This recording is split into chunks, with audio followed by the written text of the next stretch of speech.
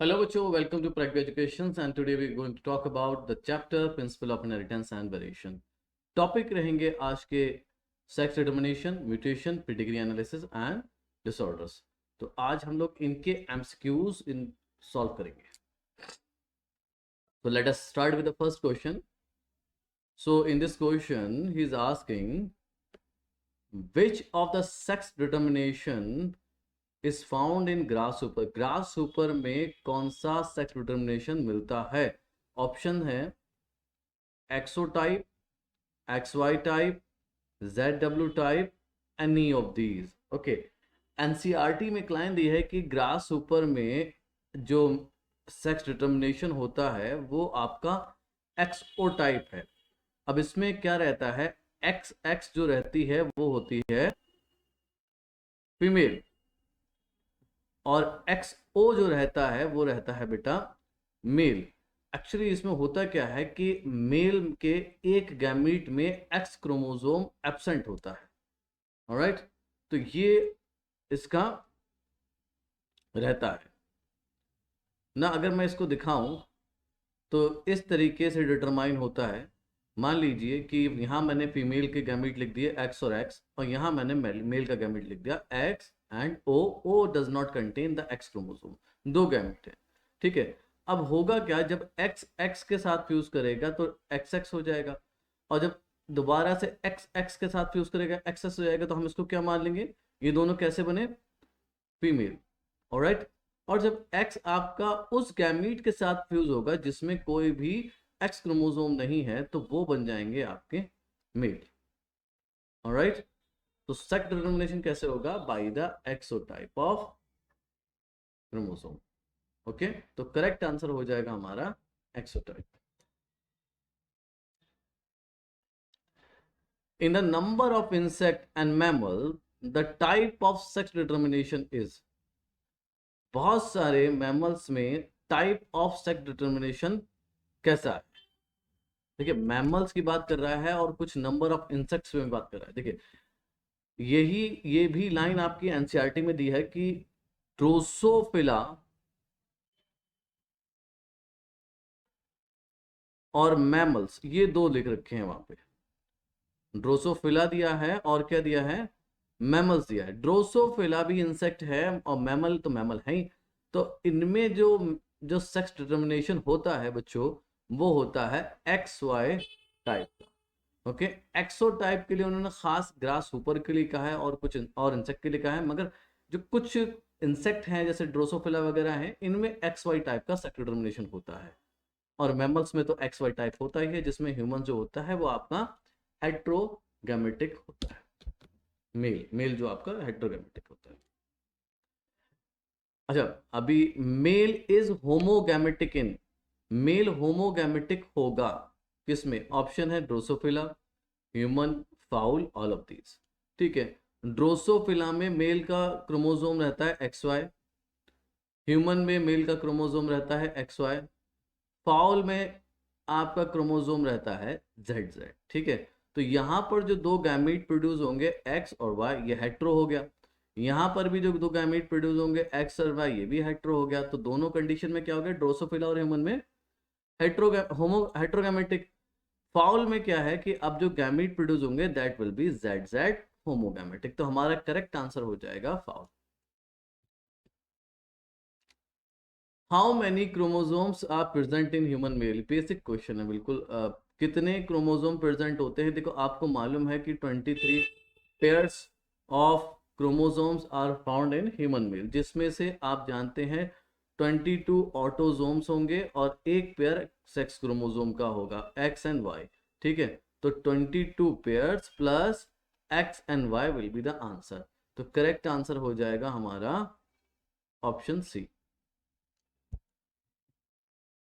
Next question is mutation is, what is mutation. Option देखते हैं.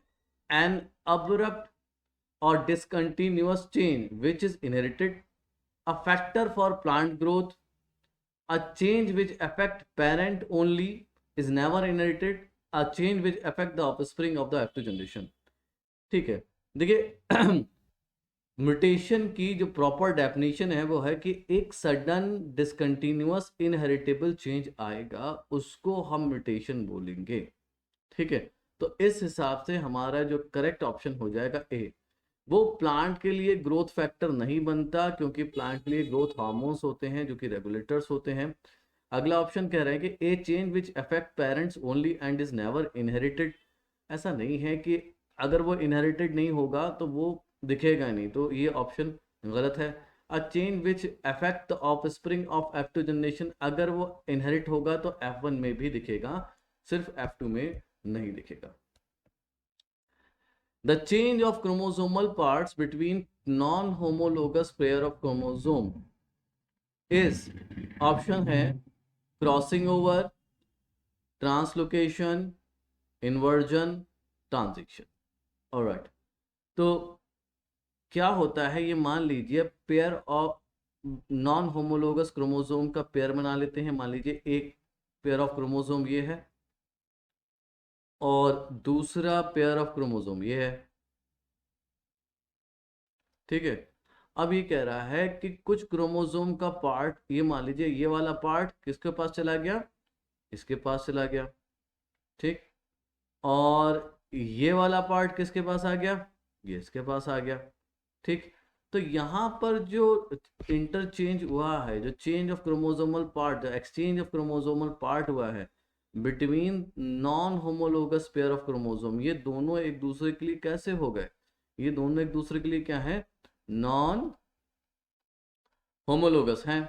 ठीक है, तो ये जो प्रोसेस होता है ये प्रोसेस कहलाता है बच्चे translocation.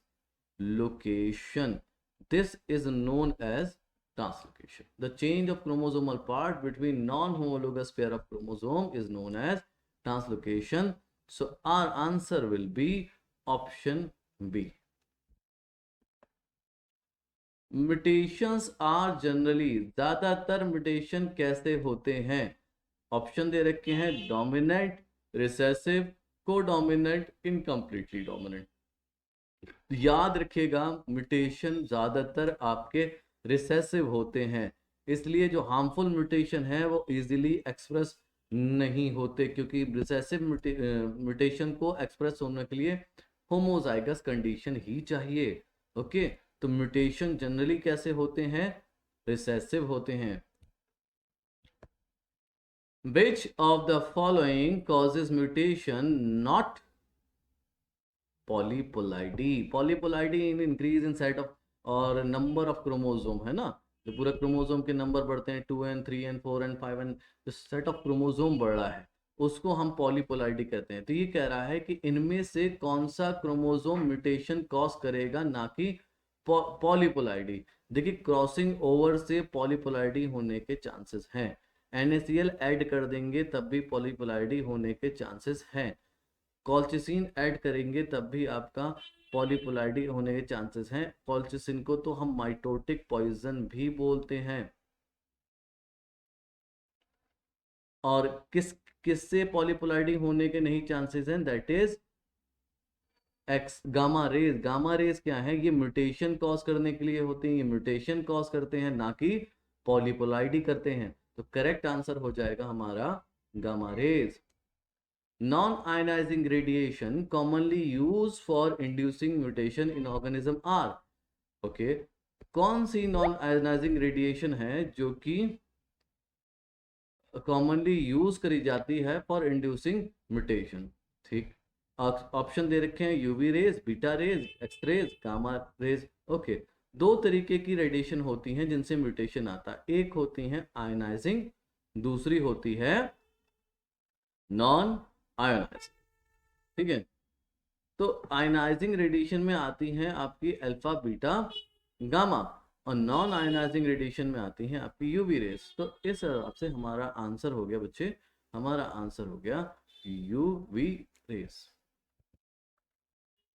Haploid are preferred over diploid for mutation studies because, haploid को हम प्रिफर करते हैं डिप्लॉइड पे फॉर म्यूटेशन स्टडीज। म्यूटेशन की स्टडी के लिए हम हैप्लॉइड को क्यों प्रिफर करते हैं, देखिए हैप्लॉइड में क्या होगा बच्चे, ऑप्शन देख लेते हैं पहले तो। Recessive mutation is express in F1, recessive mutation is expressed in F2, dominant phenotype is expressed and dominant phenotype is suppressed. देखिए, अगर आपका कोई भी मान लीजिए हैप्लॉइड इंडिविजुअल है, ठीक, उसमें अगर रिसेसिव म्यूटेशन देखना है तो बहुत आसानी से दिख जाता है, ठीक है। डिप्लॉइड में क्या होगा, जब तक आपके पास दोनों रिसेसिव एलील नहीं आएंगे तब तक आपको म्यूटेशन, रिसेसिव म्यूटेशन नहीं दिखेगा। अब हैप्लॉइड के केस में क्या होता है, जैसे मान लीजिए मेल इज अ हैप्लॉइड और हेमीजाइगस फॉर एक्स क्रोमोसोम, ठीक है। तो जब मेल आपका हेमीजाइगस होता है एक्स क्रोमोसोम के लिए, तो यहाँ पर जितने भी मेल में सेक्स लिंक डिजीज है वो हैप्लॉइड कंडीशन में इजिली आपकी एक्सप्रेस हो जाएगी, या फिर कहिए कि रिसेसिव म्यूटेशन आसानी से आपको उनमें दिख जाएगा, है ना। जो भी हैप्लॉइड इंडिविजुअल होंगे उनमें रिसेसिव म्यूटेशन आसानी से दिख सकता है। तो हमारा आंसर हो जाएगा recessive mutation is express in F1 generation. वहां पर दो एलील की जरूरत बिल्कुल भी नहीं है।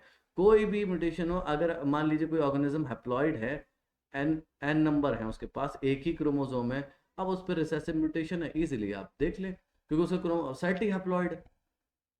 ओके, तो हैप्लॉइड सिर्फ हैप्लॉइड इंडिविजुअल में रिसेसिव म्यूटेशन एक्सप्रेस हो जाता है, इसलिए हम प्रेफर करते हैं। Sickle cell anaemia is an example of, sickle cell anaemia किसका एग्जाम्पल है? Frame shift mutation, point mutation, segmental mutation and gibberish mutation, ठीक है।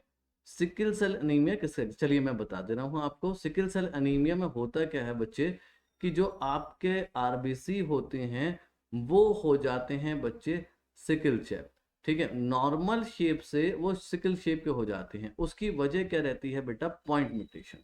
पॉइंट म्यूटेशन में क्या होता है, इसमें एक जीन है जिसका नाम HB जीन है।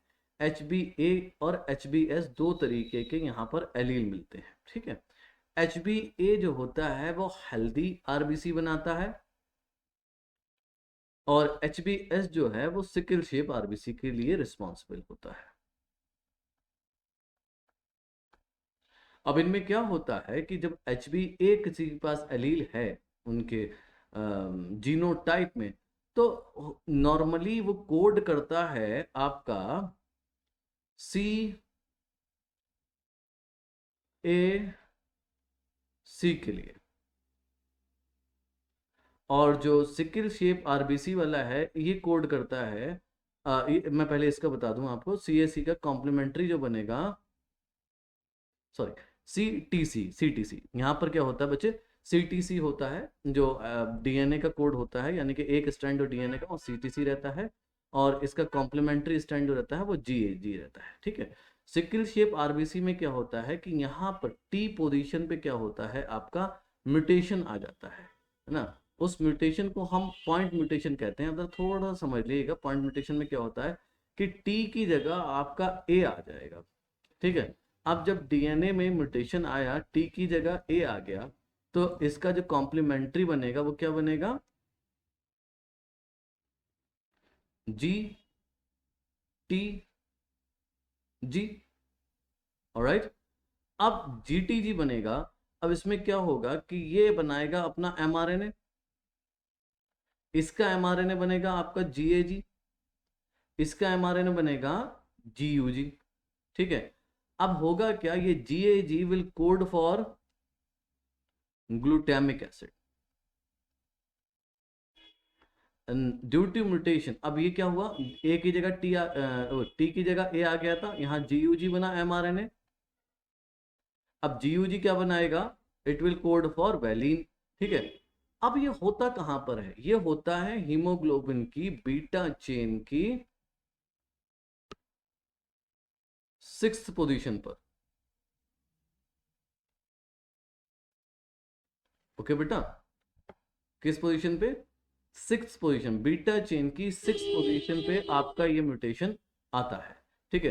तो होगा क्या इसमें, पॉइंट म्यूटेशन में आपका GAG की जगह GUG बनता है, जिसकी वजह से glutamic acid is replaced by valine. Valine का आना होता है 6th पोजीशन पे, और आरबीसी का शेप हो जाता है सिकल शेप। ठीक है, तो ये रहा पॉइंट म्यूटेशन। ठीक है, हो सकता है आप बच्चों आपको दिखा ना हो, मैं दोबारा से यहाँ पर इसको बना के दिखा दे रहा हूँ कि क्या हुआ था जल्दी से। कि यहाँ पर आपका पॉइंट म्यूटेशन आंसर है। होता क्या है कि डीएनए का जो सीक्वेंस है सीटीसी, इसमें म्यूटेशन आता है। सीटीसी के अगर म्यूटेट होकर किस में बदलता है, सीएसी में। ठीक है, टी की जगह ए आ गया, तो यहाँ एक base is substituted by another base. तो अब इसका कॉम्प्लीमेंट्री क्या बन जाएगा, जीएजी। इसका कॉम्प्लीमेंट्री क्या बन जाएगा, जीटीजी। इसका एमआरएनए क्या बन जाएगा, जीएजी। इसका एमआरएनए क्या बन जाएगा, जीयूजी। इससे क्या बनेगा, ग्लूटामिक एसिड। इससे क्या बनेगा, वैलिन। ठीक है, अब ये जो था ये HbA एलील से कंट्रोल था, ये आपका HbS एलील से कंट्रोल था। अब इसकी वजह से क्या होता है, ग्लूटामिक एसिड की जगह वैलिन बनता है, तो आपका सिकल सेल एनीमिया हो जाता है। तो करेक्ट आंसर हो गया हमारा B, point mutation. The Cry-Ducat syndrome is caused by change in chromosome structure involving। ठीक है, एक सिंड्रोम होता है क्राइडोकैट, उसमें क्रोमोसोम के स्ट्रक्चर में क्या फर्क आता है जिसकी वजह से सिंड्रोम हो जाता है। देखिए, 5th क्रोमोसोम की जो शॉर्ट आर्म है ये डिलीट हो जाती है। ठीक है, तो यहां पर क्या होता है, डिलीशन ऑफ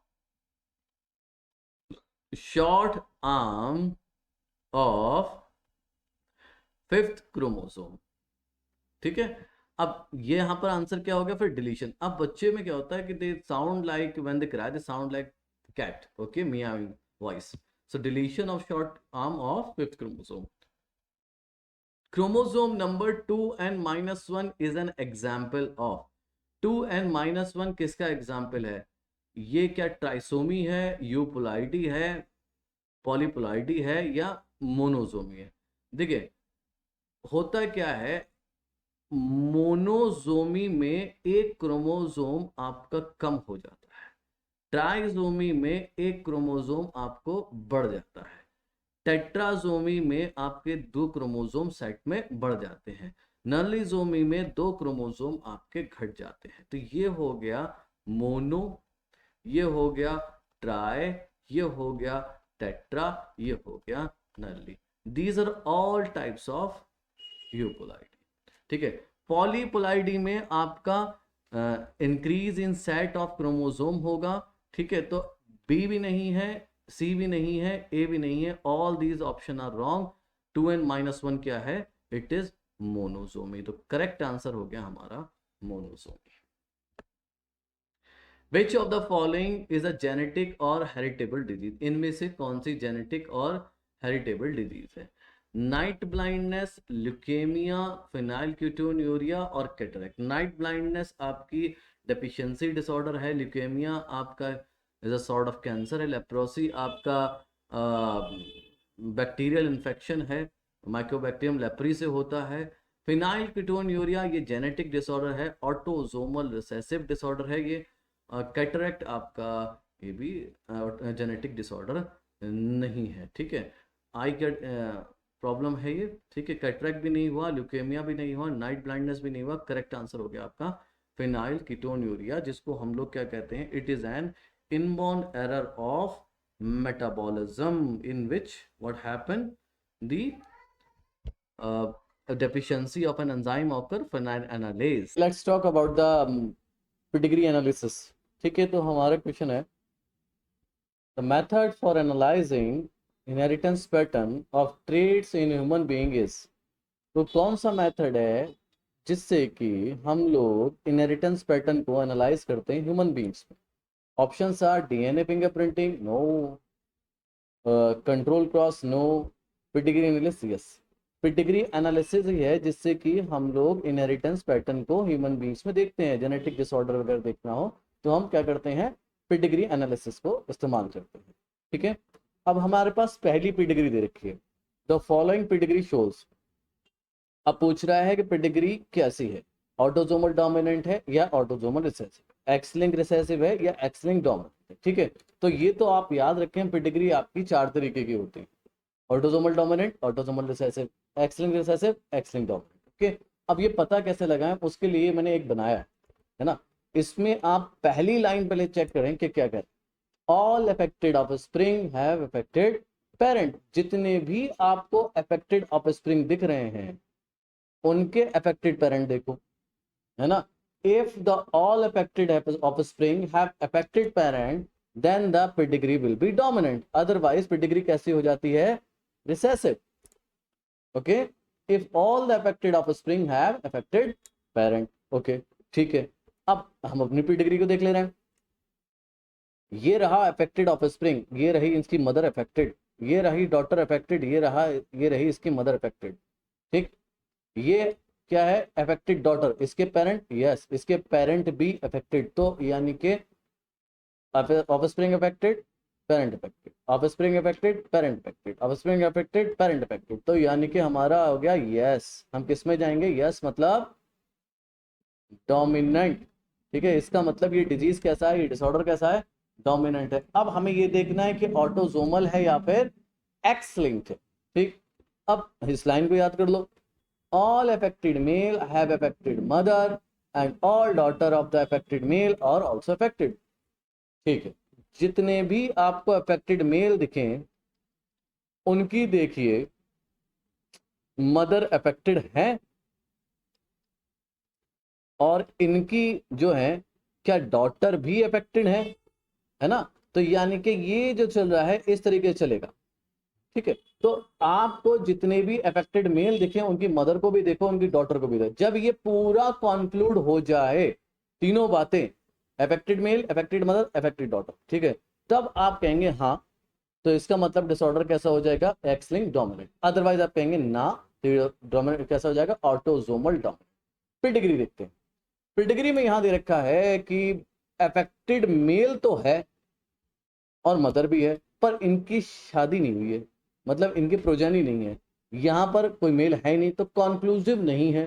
ठीक है, तो हम लोग एक्स लिंक्ड डोमिनेंट पे जा ही नहीं सकते। हम किस पे चले जाएंगे, हम कहेंगे ये पेडिग्री कैसा है, ऑटोसोमल डोमिनेंट है। अगर यहाँ पे कॉन्क्लूसिव दे रखा होता इनको तो हम कह देते भाई एक्स लिंक्ड डोमिनेंट। ठीक है, चलिए अब बात कर लेते हैं रिसेसिव की। रिसेसिव डिसऑर्डर को कैसे पहचाने, रिसेसिव डिसऑर्डर को पहचानने के लिए आपको याद करना पड़ेगा बेटा ये। अब आप किसके देखेंगे रिसेसिव डिसऑर्डर में, female, all affected female have affected father and all her son are also affected. यानी कि अगर मैं इस तरीके से बनाऊं, ठीक, ये हो गया एक छोटू सा पेडिग्री, इस फीमेल की शादी करा दी, ये अफेक्टेड फीमेल है, इसके ये बेटियां हैं, ये बेटे हैं, और एक और बेटा बना देते हैं।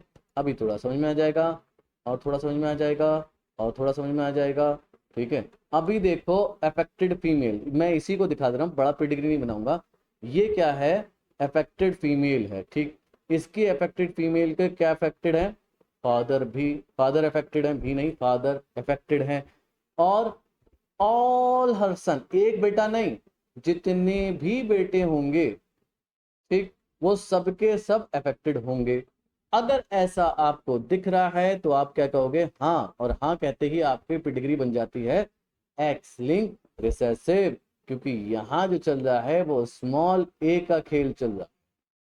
ऑलराइट बेटा, ठीक, और अगर ना कहेंगे तो पेडिग्री हो जाती है ऑटोसोमल रिसेसिव। ओके, इसको याद कर लीजिएगा और इसका स्क्रीनशॉट ले लें जिससे कि आगे आप पेडिग्री सॉल्व कर सकें हमारे साथ। नेक्स्ट पेडिग्री हमें यहाँ शो कर रहे हैं, उसमें पूछ रहे हैं क्या है, चलिए देखते हैं। पहले क्या देखना है, all affected offspring have affected parents. ठीक है, ये अफेक्टेड ऑफस्प्रिंग है, इसके अफेक्टेड पेरेंट नहीं है, तो हमने कह दिया नो, यहाँ पर अफेक्टेड पेरेंट नहीं है, नो कहते हैं हमारी पेडिग्री कैसी हो गई, रिसेसिव। अभी हमें देखना क्या है कि ऑटोसोमल है या फिर एक्स लिंक्ड है। ठीक है, तो हम किसको देखेंगे, फीमेल को। फीमेल को क्या देखेंगे, all affected female have affected father and all her sons are also affected. ठीक है, तो ये जो अफेक्टेड फीमेल है इसके फादर को अगर मैं देखूं तो ये नो आ गया, फिर से ये अफेक्टेड नहीं है। अगर नो आ गया तो नो हमें क्या चूज करना है, नो का मतलब ये कौन सी डिजीज है, ऑटोसोमल रिसेसिव। ठीक है, तो हमारा आंसर हो जाएगा this disease is autosomal recessive trait. Alright, चलिए नेक्स्ट में चलते हैं। Predict from the following chart, इनमें से, ठीक है, प्रिडिक्ट करना है। देख लेते हैं, मेल अनअफेक्टेड, पहले उसमें फीमेल अनअफेक्टेड, इनकी जनरेशन में आया ये, ठीक, ये है, this is this is affected, ठीक, ये अनअफेक्टेड है। इनके और प्रोजनी में कोई नहीं है अफेक्टेड, इनकी शादी में कोई भी नहीं है, ठीक है भाई, ठीक है। अब ये कह रहे हैं कि इनमें से क्या है, ये कह रहे हैं character is dominant is carried bye x chromosome. एक बात तो साफ है कि डोमिनेंट नहीं है, क्योंकि अगर डोमिनेंट होता है तो इनके पेरेंट भी कोई ना कोई अफेक्टेड होते, है ना। तो यहां पर तो हमने कह दिया भाई ये नो है, तो करेक्टर इज नॉट डोमिनेंट। चले, अब बात कर रहे हैं कि character is carried by Y chromosome, ठीक है भाई। अगर मैं यहाँ एक्स वाई लिख दूं और वाई क्रोमोसोम से कैरी हुआ, तो भाई इसके पास भी तो यहीं से वाई गया, तो यहाँ क्यों नहीं आया, तो ये भी हमारा क्या हो गया, गलत हो गया, ठीक है, ठीक। तीसरी चीज क्या है, कह रहे हैं character is sex link recessive. Character कैसा है, सेक्स लिंक रिसेसिव है। चलिए देख लेते हैं। अब मान लेते हैं कि ये सेक्स लिंक रिसेसिव अगर कैरेक्टर होता, ठीक, तो होता क्या, एक्स और वाई, यहाँ पर मैं क्रोमोसोम लिख दे रहा हूँ इनके, और एक्स एक्स क्रोमोसोम यहाँ लिख दिए, ठीक। इसको मैं ऑटोजोमल कर दूं, ठीक, मतलब sorry autosomal, sorry capital A लिख दूं, एक्सट्रीमली सॉरी फॉर दैट, ठीक है, कैपिटल ए लिख दूं और यहाँ पर मैं लिख दूं कैपिटल ए और स्मॉल ए, हेट्रोजाइगस कंडीशन मैंने अज्यूम करी, ठीक। एक इनमें क्या चला गया, एक्स स्मॉल ए मदर से आ गया और वाई यहाँ से आ गया। चलिए, अब यहाँ पर क्या हुआ, इसको मैं क्या कर दूं, capital A small A, heterozygous कर दिया इसकी मदर को भी, ठीक है, एजम्पशन चल रहा है, ठीक। अब स्मॉल ए, ठीक है, अब क्या हुआ कि यहाँ एक्स और एक्स है, प्रोबेबिलिटी है कि ये एक्स इस वाई के साथ फ्यूज कर जाए, ठीक, तो एक्स वाई में स्मॉल ए आ गया। हाँ भाई, ये चांसेस हो सकते हैं करेक्टर जो है आप, मगर ये तो अनअफेक्टेड है, ये तो अनअफेक्टेड है, तो यहाँ कैपिटल ए आएगा, ठीक है, यहाँ पर कैसा आएगा, कैपिटल ए आएगा, ठीक। और दूसरी चीज क्या होगी, यहाँ पर एक आपका चांसेस क्या, ठीक है, तो ये आपका क्या है कि सेक्स लिंक रिसेसिव डिसऑर्डर हो तो सकता है, पर थोड़ा सा और देख लेते हैं इसको।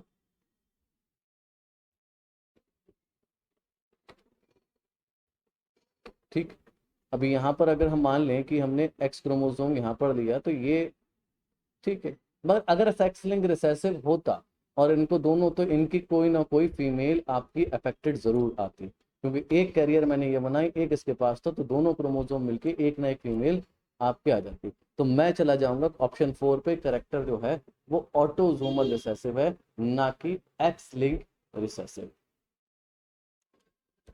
Which of the given pedigree show inheritance of autosomal recessive gene? Okay, what is the genotype of the given parent? ठीक है, ये कह रहा है कि ये बेसिकली इन्होंने क्वेश्चन सही से फॉर्मुलेट नहीं करा। ये ऑटोसोमल रिसेसिव जीन का पेडिग्री है, पूछ रहा है कि पेरेंट का जीनोटाइप क्या होगा। देखिए, ऑटोसोमल रिसेसिव में अफेक्टेड मेल का जो जीनोटाइप होता है वो होता है बच्चों स्मॉल स्मॉल, इन्हें दोनों रिसेसिव। और फीमेल में भी क्या होगा, अगर अफेक्टेड फीमेल है तब भी स्मॉल ए स्मॉल, ठीक, अफेक्टेड का। और ऑटोसोमल रिसेसिव में अगर नॉर्मल मेल है तो उसका दोनों हो सकता है, कैपिटल ए स्मॉल ए और कैपिटल ए कैपिटल, और अगर नॉर्मल फीमेल है तब भी उसका सेम, ठीक। अब यहां देख लेते हैं, यहां पर ये कह रहे हैं कि पेरेंट ए है, ठीक, ये हमारा अनअफेक्टेड है रिसेसिव जीन से, और पेरेंट बी जो फीमेल है ये अफेक्टेड है, तो ये हो गई स्मॉल ए स्मॉल, ठीक, ये तो हमारा साफ है, ठीक। अब पेरेंट ए से, अब ध्यान से सुनिएगा, किसी भी, अब इनकी किसी भी ऑफस्प्रिंग में क्या नहीं आया, जीन्स नहीं आया, मतलब कि रिसेसिव डिसऑर्डर नहीं आया है, ठीक है। तो अभी हम हाइपोथेटिकली दोनों ले लेते हैं, capital A capital A capital A small, ठीक है, ये लेके चलते हैं और अपना ऑप्शन मैच करा ले रहे हैं, फिर मैं आपको और सुन देख लेते हैं। पहला ऑप्शन है कि ए पेरेंट का है कैपिटल ए और बी पेरेंट का है स्मॉल ए, ठीक। यहाँ पर कह रहे हैं capital A small a parent का है, बी पेरेंट का है कैपिटल ए कैपिटल। ठीक है, ये गलत हो गया क्योंकि हमारा बी पेरेंट तो श्योर है स्मॉल ए। ठीक है, यहाँ पर कह रहा है कि ए पेरेंट स्मॉल है, वो नहीं हो सकता क्योंकि वो अनअफेक्टेड है, ये भी गलत हो गया। ये कह रहे हैं कि ए पेरेंट जो है वो ए कैपिटल ए स्मॉल है और बी पेरेंट जो है कैपिटल ए स्मॉल है। नहीं, बी पेरेंट स्मॉल ए ही होगा क्योंकि ऑटोसोमल रिसेसिव डिसऑर्डर से है। तो इस हिसाब से हमारे हो तो सकते थे दोनों ऑप्शन, कैपिटल ए स्मॉल है, पर इस हिसाब से जो हमारा ऑप्शन जा रहा है वो जा रहा है कैपिटल ए एंड स्मॉल है क्योंकि स्मॉल है ही हमारा फीमेल का जीनोटाइप है। फिर से एक ऑटोसोमल रिसेसिव डिजीज का पेडिग्री दे रखा है, वो कह रहा है genetic makeup of first generation. देखिए पहला जनरेशन में क्या है, ऑटोसोमल रिसेसिव डिसऑर्डर है, दोनों ही अनअफेक्टेड हैं। तो दोनों अनअफेक्टेड हैं तो इसका मतलब क्या होगा कि स्मॉल ए आएगा, सॉरी कैपिटल ए या फिर कैपिटल ए, ये दो जीनोटाइप आ सकते हैं। ठीक, तो हम लिख के देख ले रहे हैं capital A capital A small A capital A small. ठीक है, अब हुआ क्या, इसकी एक प्रोजेनी कैसी है, अफेक्टेड है, तो इसका मतलब एक स्मॉल ए मदर से आया होगा, एक स्मॉल ए फादर से आया होगा, तभी इसमें स्मॉल आएगा, है ना। ऑटोसोमल रिसेसिव का डिसऑर्डर क्या होता है, स्मॉल ए, जीनोटाइप क्या होता है, स्मॉल ए। ठीक है, अब इस हिसाब से हमारा आंसर हो जाएगा कि दोनों हेटेरोजाइगस हैं, हमारा आंसर हो जाएगा parent A is capital A small and parent B is capital small A. तो करेक्ट ऑप्शन हो गया बी।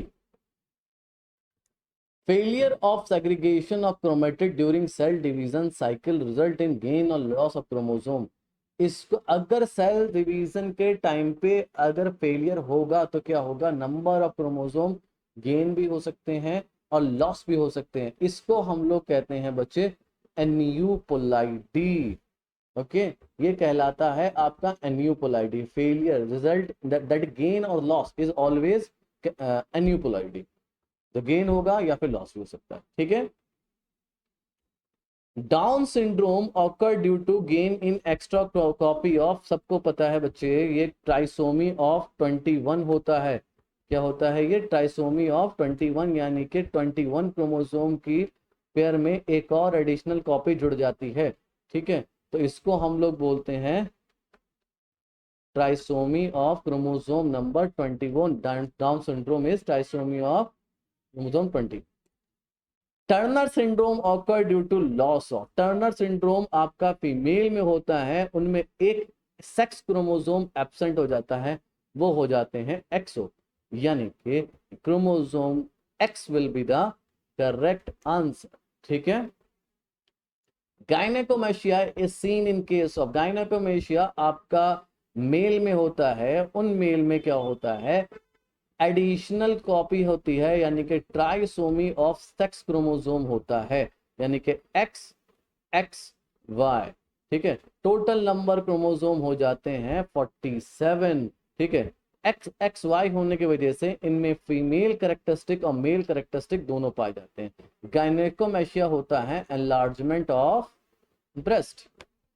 ठीक है, एनलार्जमेंट ऑफ ब्रेस्ट होता है और ये देखने को मिलता है मेल में, और वो ऑप्शन है आपका, इसको हम कहते हैं Klinefelter's syndrome. Okay, gynaecomastia is seen in case of Klinefelter. Down syndrome आपको बच्चों में देखने को मिलेगा, टर्नर सिंड्रोम फीमेल में देखने को मिलेगा, क्लाइनफिल्टर आपको मेल में देखने को मिलेगा। The following feature belong to which syndrome, ये सारे फीचर दे रखे हैं, ये किस सिंड्रोम को बिलोंग करते हैं, furrowed tongue, palm is broad with characteristic palm crease, physical psychomotor mental retardation, short stature with round head। देखिए बच्चे, ये सब के सब बेटा ये डाउन सिंड्रोम के फीचर्स, ये बच्चों में जो बच्चे होते हैं उनकी फरोड टंग होती है, पाम ब्रॉड होता है, कैरेक्टरिस्टिक पाम क्रीज होती है, फिजिकल साइकोमोटर मेंटल रिटार्डेशन होता है, छोटे हाइट के होते हैं और स्मॉल राउंड होता है, पार्शियली ओपन माउथ होता है। तो ये सब चीजें किसमें देखने को मिलती हैं, Down syndrome. Karyotype of Klinefelter syndrome, karyotype क्या रहेगा बेटा, मैंने अभी बताया क्लाइनफिल्टर सिंड्रोम में एडिशनल कॉपी होती है किसकी, एक्स क्रोमोसोम की, यानी कि एक्स एक्स वाई। तो करेक्ट आंसर हो जाएगा बेटा 44 प्लस एक्स एक्स वाई, है ना। क्लाइनफेल्टर सिंड्रोम मेल में होता है। Find out the total number of Mendelian disorder from the following, इनमें से कौन कौन से मेंडेलियन डिसऑर्डर हैं। देखिए डिसऑर्डर को दो कैटेगरी में डिवाइड करा गया, एक क्रोमोसोमल एक मेंडेलियन। क्रोमोसोम के नंबर घटेंगे या बढ़ेंगे उसको हमने क्रोमोसोमल डिसऑर्डर में डाला है, और जीन डिसऑर्डर को हमने मेंडेलियन डिसऑर्डर में डाला है। ठीक, अब इसमें से देख लेते हैं कौन कौन सा मेंडेलियन डिसऑर्डर। सिस्टिक फाइब्रोसिस है, हीमोफीलिया है, सिकल सेल एनीमिया है, कलर ब्लाइंडनेस है, थैलेसीमिया है, फिनाइलकीटोनुरिया है। 1 2 3 4 5 6, तो करेक्ट आंसर हो गया 6। ये सब के सब आपके मेंडेलियन डिसऑर्डर है due to mutation in the gene. Chromosome disorder में आपका ट्राइडोकाइट syndrome, Down syndrome, Klinefelter syndrome, Turner syndrome, Edward syndrome, Patau syndrome, ये सारे के सारे सिंड्रोम्स क्रोमोसोमल डिसऑर्डर में आते हैं। Next question is which of the following is a sex link recessive disorder, इनमें से कौन सा सेक्स लिंक रिसेसिव डिसऑर्डर है। ठीक है, तो अब मैं आपको बता दूं सेक्स लिंक डिसऑर्डर कौन से हैं। Colour blindness, haemophilia. Okay, colour blindness haemophilia आपके सेक्स लिंक डिसऑर्डर हैं। ठीक है, सिकल सेल अनीमिया, फिनाइलकीटोनुरिया, थैलेसीमिया, ठीक है, these are autosomal recessive, okay? And myotonic dystrophy and Hutchinson disease both are autosomal dominant, ठीक है। सिकल सेल अनीमिया हुआ, फिनाइलकीटोनुरिया हुआ, थैलेसीमिया हुआ, है ना, ये सारे के सारे autosomal recessive. Colour blindness haemophilia आपका sex linked recessive. Myotonic dystrophy और Hutchinson disease it is an autosomal disorder. तो myotonic dystrophy, sickle cell phenyl, ठीक है, करेक्ट आंसर हो गया आपका haemophilia. Queen Victoria was a carrier of disease. देखिए haemophilia को हम लोग रॉयल डिजीज भी बोलते हैं। हीमोफीलिया क्या बोलते हैं, रॉयल डिजीज। और क्वीन विक्टोरिया भी क्या है, रॉयल है भाई, है, रानी है इंग्लैंड की। तो ये क्या हो गया, आंसर हो गया हमारा हीमोफीलिया, है ना। Haemophilia is the royal disease. इनमें सारे कैरियर हैं, क्वीन विक्टोरिया आपकी कैरियर है हीमोफीलिया की। Okay, sickle cell anemia is caused by substitution of glutamic acid by blank at the 6th position of beta hemoglobin chain of molecule। ठीक है, glutamic acid की जगह क्या आता है बच्चों, आप बता दो, मैंने लिख दिया, वैलिन आता है। ठीक है, अभी पहले भी बताया था कि नॉर्मल HbA एलील जो है उसमें डीएनए का जो बेस या सीक्वेंस होता है वो CTC और GAG, ये एक डीएनए का सीक्वेंस हो गया। इससे जो mRNA बनता है वो बनता है GAG। ठीक है, अब HbS एलील जो होता है इसमें T पे पॉइंट म्यूटेशन आ जाता है, हो जाता है CAC। अब CAC आने की वजह से कॉम्प्लीमेंट्री स्ट्रैंड डीएनए का बदल जाएगा, यहाँ क्या हो जाएगा GTG। अब इसका mRNA भी अलग बनेगा, T की जगह क्या आएगा RNA में UGGUG। GAG कोड करते हैं किसको, ग्लूटामिक एसिड को। अब GUG कोड करता है किसको, वैलिन को। HbS एलील आया तो क्या बनेगा, वैलिन बनेगा। कहाँ बनेगा, 6 पोजीशन पे आके बनेगा बीटा हीमोग्लोबिन चेन पे। इससे दिक्कत क्या है कि नॉर्मल शेप का आरबीसी है वो कैसे शेप का हो जाएगा, सिकल शेप का हो जाएगा। Correct answer is valine, VAL, option D. Which enzyme is defective in phenylketonuria। ठीक है, phenylketonuria में कौन सा एंजाइम डिफेक्टिव होता है, डोपामिलेनिन नहीं, इससे कोई मतलब नहीं है। ठीक है, टायरोसिन थायरोक्सिन नो, इससे भी नहीं है। फिनाइल एलानिन टायरोसिन, ठीक है, हाँ जी, जो एंजाइम फिनाइल एलानिन को बदलेगा टायरोसिन में वो एंजाइम डिफेक्टेड हो जाता है या फिर प्रोड्यूस नहीं होता। इस एंजाइम को हम कहते हैं फिनाइल एलानीज। तो फिनाइल एलानीन जो होता है वो आपका कन्वर्ट होने लगता है फिनाइल पायरुविक एसिड में और या फिर अदर डेरिवेटिव में in the absence of this enzyme. और वो other derivatives of pyruvic acid, phenyl pyruvic acid, ये डिपोजिट हो जाते हैं, एक्यूमुलेट हो जाते हैं और ब्रेन में जाके डिसऑर्डर करते हैं। और दूसरी चीज क्या है, किडनी में इनका रिअब्जॉर्प्शन कम होता है जिससे कि ये रिलीज होते रहते हैं। तो correct answer will be C, phenylalanine and the enzyme third. The correct answer will be 3. Which of the following is true about the phenyl ketonuria? Mental retardation, हाँ भाई accumulation हो जाएगा तो mental retardation हो सकता है। accumulation of phenylalanine and phenyl pyruvic acid under the, बिल्कुल ये होता है, ये भी करेक्ट है। ऑटोजोमल रिसेसिव ट्रेट है, इनबॉर्न एरर मेटाबॉलिज्म है। ओके ये भी याद रखिएगा। तो करेक्ट आंसर हमारा क्या हो गया बच्चों? हमारा करेक्ट आंसर हो गया ऑल ऑफ दी अबव। फिर से आ गया the substitution of amino acid single base substitution किसका? अब आप जल्दी से बताओ कि किसका होगा, क्या से क्या हो जाएगा। ठीक है, ठीक होगा क्या? GAG से क्या बन जाता है? GUG, यानी कि ग्लूटामिक एसिड से क्या बन जाएगा? वैलीन। ठीक है, तो करेक्ट आंसर हो जाएगा हमारा सी। Very good. अगला क्वेश्चन है कि if a colour blind man marries a woman who is homozygous for normal colour vision. चलिए इनके क्रोमोसोम लिख लेते हैं, XX और XY। कलर ब्लाइंड मैन है तो मैं आपको बता दूं ऑटोसोमल रिसेसिव डिसऑर्डर में एक सिंगल एलील काफी होता, सॉरी सेक्स लिंक डिसऑर्डर में एक सिंगल एलील काफी होता है मेल के केस में इफेक्ट डालने के। ठीक है, तो इसका जो जीनोटाइप होगा Xcy। ठीक है, वो मैरी कर रहा है होमोजाइगस फॉर नॉर्मल विजन, तो यहाँ हम कैपिटल सी लिख सकते हैं। अब इनको क्या करा देते हैं? क्रॉस करा देते हैं। इधर मैं मेल के गैमेट लिख दे रहा हूँ और यहाँ मैं फीमेल के गैमेट लिख दे रहा हूँ। ठीक है, अब ये पूछ रहा है प्रोबेबिलिटी ऑफ सन। सन की प्रोबेबिलिटी तो वैसे भी 0 हो गई क्योंकि मेल का तो इसके कैपिटल सी आ रहा है ना इधर फीमेल से। फिर भी मैं करके दिखा दे रहा हूँ, कैपिटल सी और ये स्मॉल सी, कैपिटल सी और ये small C, capital C and Y. ठीक है, कैपिटल सी एंड वाई। ठीक है, अब क्या हुआ? ये दोनों मेल कैसे होगा बेटा? नॉर्मल हो गए, तो प्रोबेबिलिटी कितनी हो गई ऑफ बीइंग इन्फेक्टेड? 0%। ठीक है, अब जरा यहाँ देखें, मैं आपको जीनोटाइप लिख के दिखा दे रहा हूँ। जीनोटाइप क्या रहेगा? एक्स लिंक रिसेसिव का।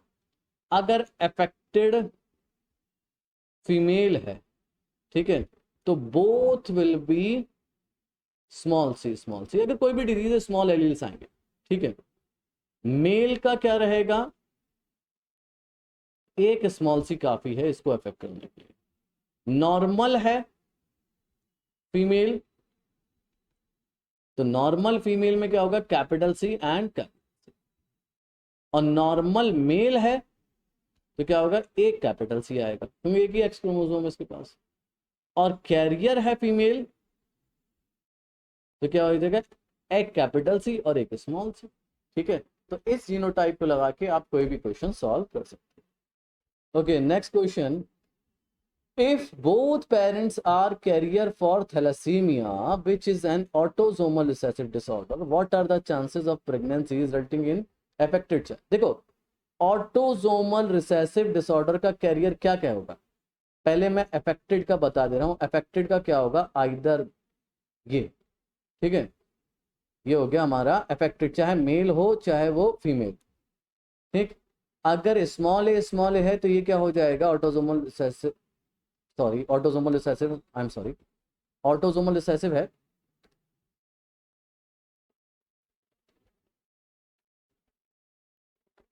ऑटोजोमल रिसेसिव है तो अफेक्टेड का हो जाएगा स्मॉल ए।